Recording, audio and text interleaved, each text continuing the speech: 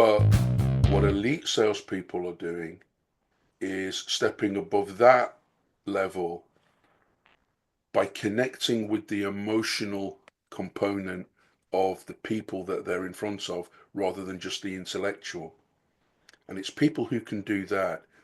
It's people who can understand the emotional impact on the people of an intellectual situation that's going on in the business. And that takes a certain amount of skill. And when you achieve it, that is, for me, transformational. Absolutely transformational. You're listening to the Sales Today podcast, and I'm your host, Fred Copestake. On this podcast, we explore how sales professionals can develop a modern approach to winning business, the application of virtual selling techniques, how to create meaningful business relationships, and much more. Why not take our free collaborative selling scorecard to see how your sales approach suits today's environment? You'll find a link in the show notes. And welcome to this episode of the Sales Today podcast, where I'm delighted to be joined by Steve Myers. Steve is a coach at My Sales Coach, or I'd say a fellow coach at My Sales Coach, and founder of Human Aligned Selling. So Steve, welcome, sir. Thank you, Fred. It's lovely to be here. Thanks for the opportunity to speak to your audience. Well, no, there's plenty that you could speak to us about, because I hope you hang around actually after the question. But the first question is that you've been about a bit. Yeah, No, you could say I mean that. it's in the nicest possible way. You know, Say that. you've This done a. I do make a comment. This is my 42nd year in sales, uh, and I'm constantly reminded because in I started selling Encyclopedia Britannica to pay my way through studies, and inside my Encyclopedia Britannica demo kit is the date that I signed on, and it was the 1st of December. So in 3 weeks, it'll be 42 years. Oh Uh, wow. Well, I wasn't referring to that. I was referring to the fact that you used to be global sales manager at Rolls-Royce. So I was talking about travel, not time. well, there's a No. fair bit of that involved in 42 years. Yeah, no, absolutely. I was talking about that. And, you know, the amount of experience, the amount of stuff that you've seen going on in the world of sales, the good, the bad, the ugly, I suppose, um, and changes to a degree, I suppose. I mean, what kind of, and then from selling, you also moved into training roles, and that's obviously what you do now. So, um, what are those sort of those shifts, those changes, those things that you've been seeing? So I think that's a really interesting question. And it's a question that I get asked, on occasion. And sure, we could talk about the advent of the internet, which has had a fundamental change. But what people rarely consider is what stayed the same, right? I mean, we're always looking for the silver bullet, then the next kind of shiny thing. Um, but we often forget the fundamentals. So I think what has changed fundamentally when I started, and this is a function of time, when I started in my career, if a prospect wanted any kind of information about my product, they had to come through me as a salesperson. If they wanted a demo, they had to come through me. If they wanted social referencing, they had to come through me. Now all of that's changed. Now we don't need to pay skilled professionals to deliver product knowledge. We have websites. We don't need to have salespeople arrange any kind of social referencing because we have LinkedIn and we have social media. So I think the fundamental change, and there's one fundamental change, is that now the value of sales professionals is tied much more to the information that they can extract from their prospects than the information that they can provide to their prospects. So those skills that we used to value so highly in salespeople, having the ultimate degree of product knowledge and being able to present, um, those have gone away because we don't need humans for that anymore. So I think that is a fundamental change. You probably heard me sigh there. And the sigh was when you say they've gone away, have they? I mean, I can think of examples I've seen in the last week where people are still having product training rammed down their throats so that they can become a walking website, that they can talk all about how many factories the company has over the world and all the things and stuff, and so that they become like a walking Yeah, LinkedIn. yeah. It's not gone away. And the message hasn't fully reached, it hasn't fully got out there yet. And in a way, I'm relatively grateful because otherwise, both thee and me would be out of a job, wouldn't we? Well, Um, that's true, yeah. we'd be doing something else. Um, so it's not that the message isn't fully out there, but it's true, right? I mean, the number of clients that I walk into and I say, "Show me your um, current, status quo," and well, here's our demo. And the first slide is a map of the world with all the offices around the world, and then you just you groan but if you think about that concept, right? Do we need to pay people to disseminate product information? And it's quite obviously no, right? I can go to a client's website, I can see everything I need to know. Um, I can configure products. Uh, I can get pricing information. I can get competitive analysis. I don't need salespeople for any of this.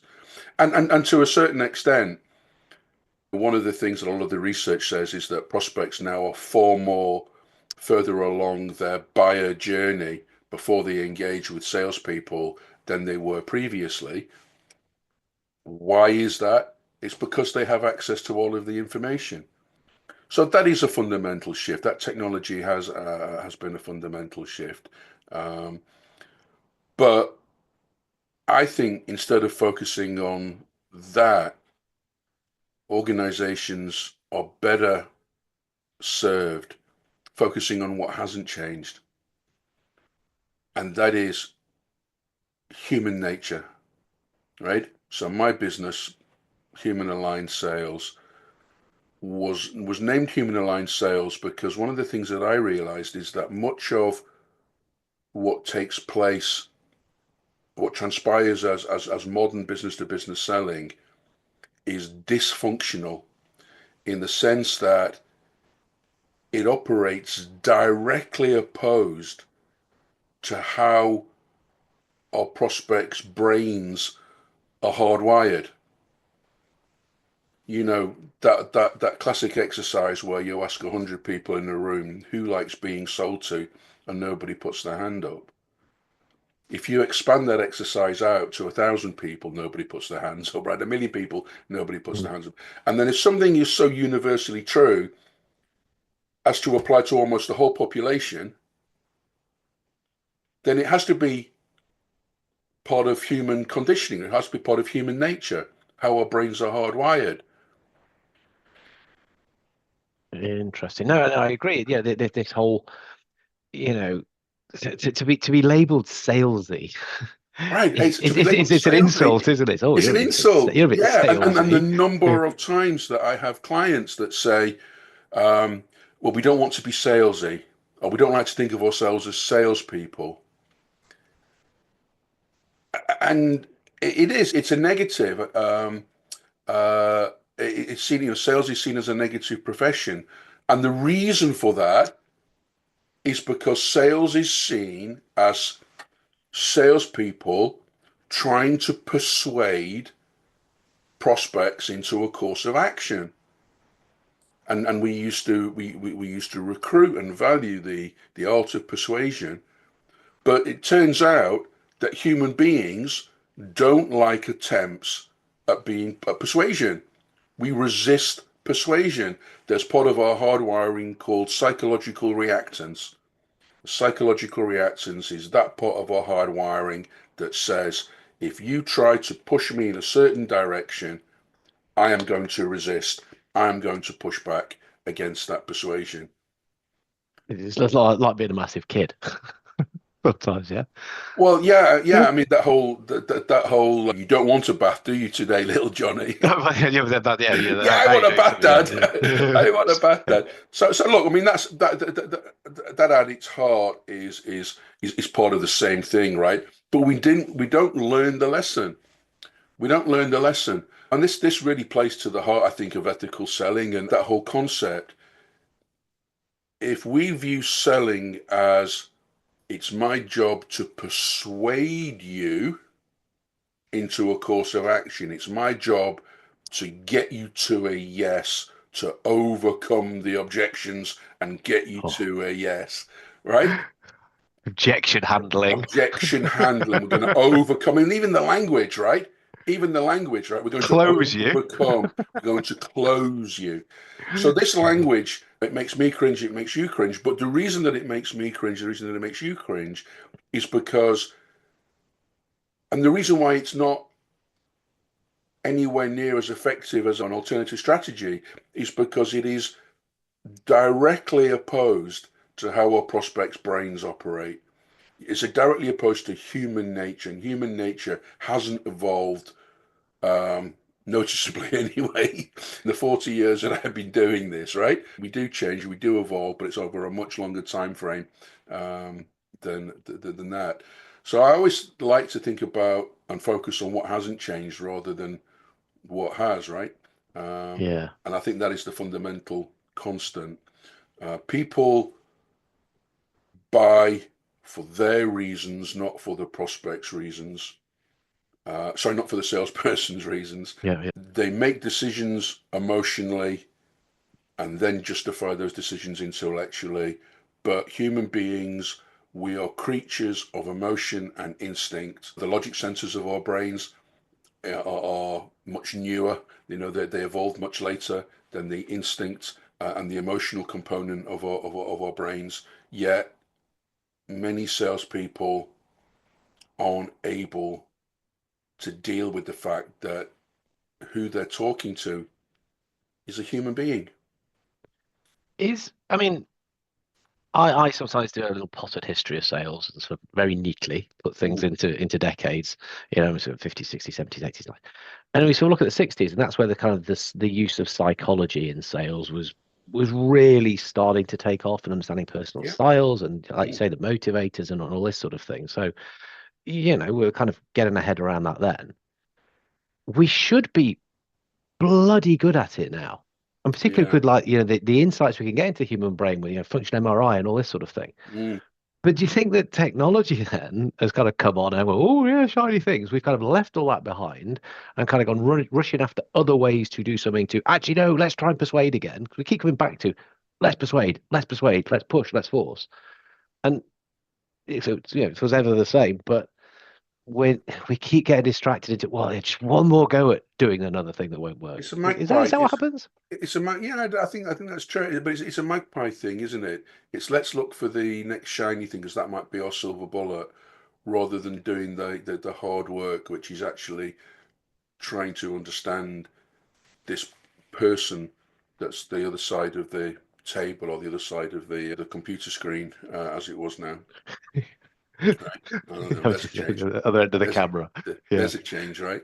You were, yeah, but it's well, am I a person on the other end of this screen? Have I just set up AI friend to run this interview while I'm doing something else?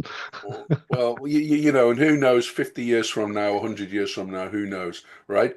But for right now, I'll take it that this is the real Fred I'm talking to, right? Because I don't think AI is quite there yet. It's not. It does weird things. Yeah, I mean, Yeah. like the first thing would be that my eyes would be constantly focused on the camera, and they are Yeah, so they're all your eyes over will the be, yeah, shop. yeah, no, look, this is an interesting concept that you know, if we want to talk about technology and change, the technology for pilotless aircraft has existed for at least the last 10 years, right? Is that well? And electric cars were invented 100 years ago, weren't they? Well, but the point, yeah, that took us Yeah. 100 years ago. But the point is that the technology has existed for pilotless aircraft for many years. Why are there no pilotless aircraft? And the reason is because nobody's going to step foot on one, right? Yeah. So just because the technology exists doesn't mean that we as people are ready to embrace the technology. And I think so much is true. If you look at LinkedIn, you look at all the backlash you get against posts which are obviously written by AI, right? You can tell, right? AI has a tone of voice, and people react badly against it, right? So I think AI is incredibly valuable. It's very useful in so many ways, but I don't think people are ready to buy from an AI chatbot yet. Not yet. Not yet. It'll be interesting, actually. This podcast will go out after a podcast that two AIs recorded. So I uploaded my book to it and it created the podcast, and I called them Rob and Roberta Robot Right? because I think Okay. I've got a problem in trying to humanize stuff. It's actually pretty good. It's very good, actually. It's a very realistic conversation. And There's like I said, it has its uses, but if you are laying awake at night and you can't sleep because you are worried about something that's going on at work, you're worried about your next performance appraisal, you need to make a change in the business to fix a problem or challenge or realize a goal that you care deeply about. Are you going to want to open up to a chatbot, or are you going to want to open up to a human being who has achieved a position of trust, who is able to take you on a journey, and who you believe is acting in your best interest? I like that. Achieve a Or position of trust, take you on a journey, acting in your best interest. Sorry, acting I think I interrupted you because acting I'm a your human, best not a interest? robot. Are you going to want to do that? Are you going to open up in the same way to an AI? And I don't think we're ready to do that as humans. It's interesting, actually. I mean, it kind of as a bit of a philosophical question. Chatbot or human, just like that, probably chatbot, actually. I'd open up to that because I don't want any old human understanding or knowing some of the stuff that I might be about to share with it, that it needs or they need. Well, you say Can't make sense. you say any old human, But then when you qualified it and said it's not any old human, it's somebody who's rocked up, who has gained the trust. They've indicated that they probably know the journey you need to go on and they've got your best interests at heart. 100% I'm sitting down with that person. right? Yeah. Because I don't Yeah. And I that's don't what made think the massive difference. that's Mm. that. No, it's a huge difference, right? And Yeah. this is what I see now as elite selling, right? You talked about a journey, an evolution of sales, right? So we've gone from feature-based selling, then we've had solution selling and all those kinds of things. Came in where we started selling benefits rather than features. So now we've got sophisticated, well-trained salespeople who are selling solutions. But what elite salespeople are doing is stepping above that level by connecting with the emotional component of the people that they're in front of rather than just the intellectual. And it's people who can do that. It's people who can understand the emotional impact on the people of an intellectual situation that's going on in the business. And that takes a certain amount of skill. And when you achieve it, that is, for me, transformational. Absolutely transformational. Um, Well, that's that why I'm still doing this. That's why I'm still kind of on this mission to help people understand you're dealing with humans. Deal with the whole human, not just the intellectual bit. and that was my sigh earlier on.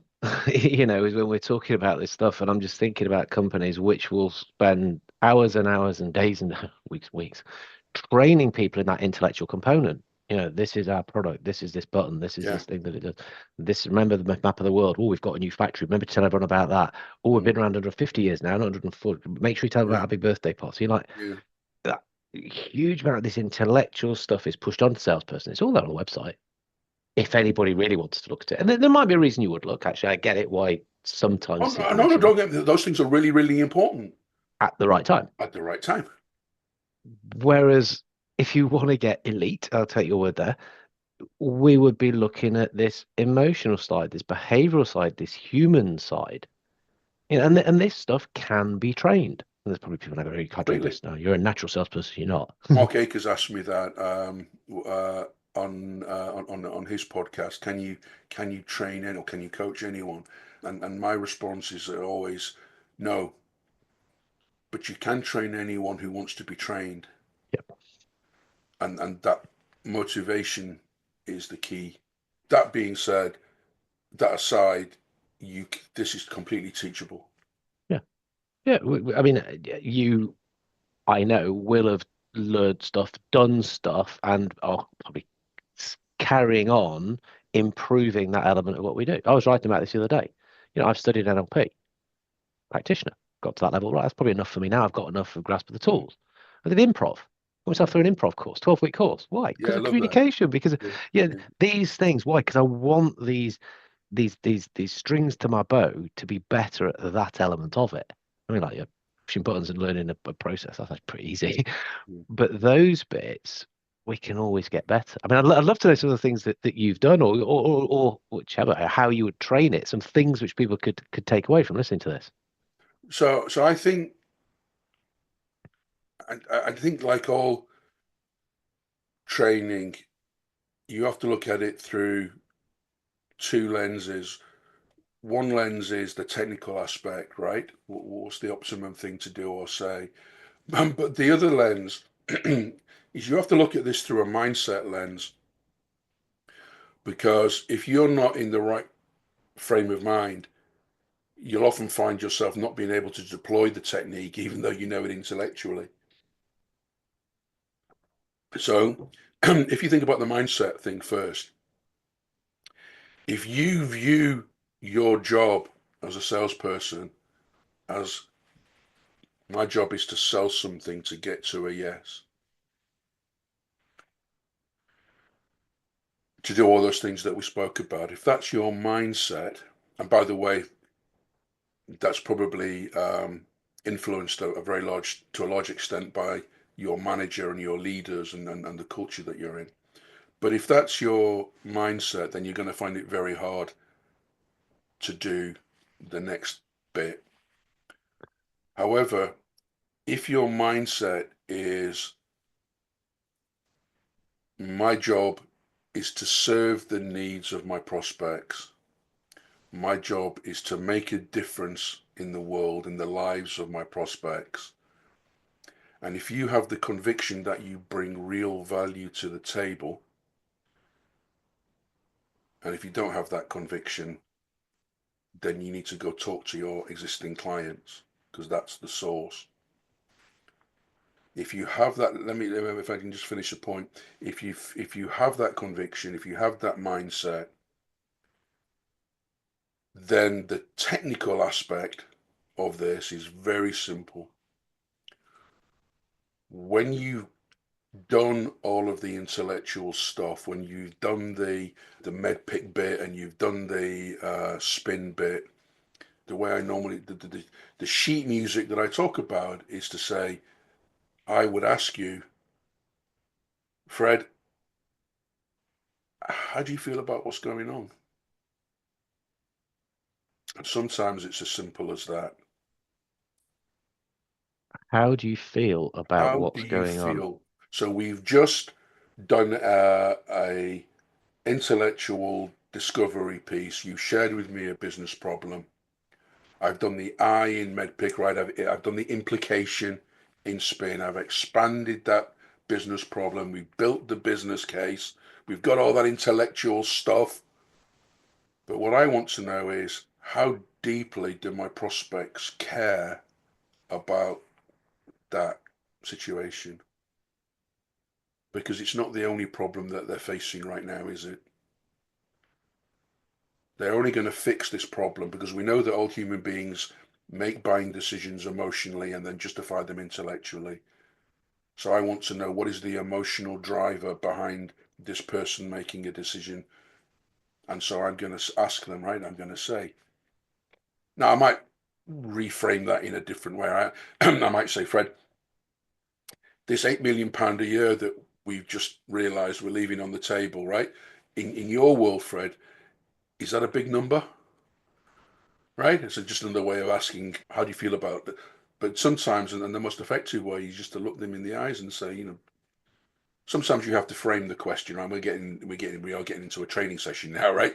Great. No, that's good. But, I'm going to clip it out and put it in the. sometimes you have to frame the question, and you have to get permission to ask a difficult question, and you have to do all of that good stuff, right? But you have to be able to find a way of asking your prospects, how do they feel about this intellectual situation? And when you do that, the game changes, because what happens is, at that point, they start selling to you.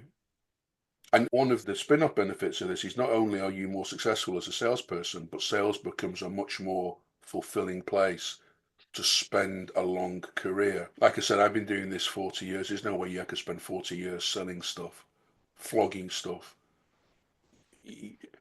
But you can spend. A combative approach. You'd be You knackered. get burnout, right? But because you are spending that time working directly against human nature, it's draining. But you can spend 40 years helping others, serving the needs of others, and understanding, making a difference to them as people, and that is just a complete shift. The spin-off benefit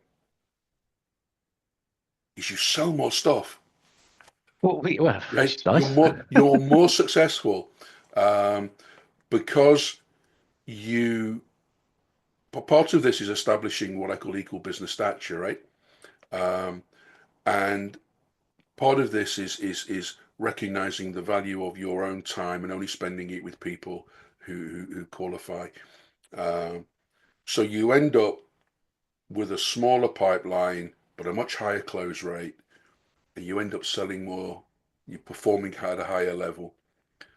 But that's almost, and we're in business, right, for certain reasons. So it's almost a spin-off benefit, right? The primary benefit is you end up with a fulfilling purpose. You end up with you're looking forward to your days and being able to sustain that over a long time.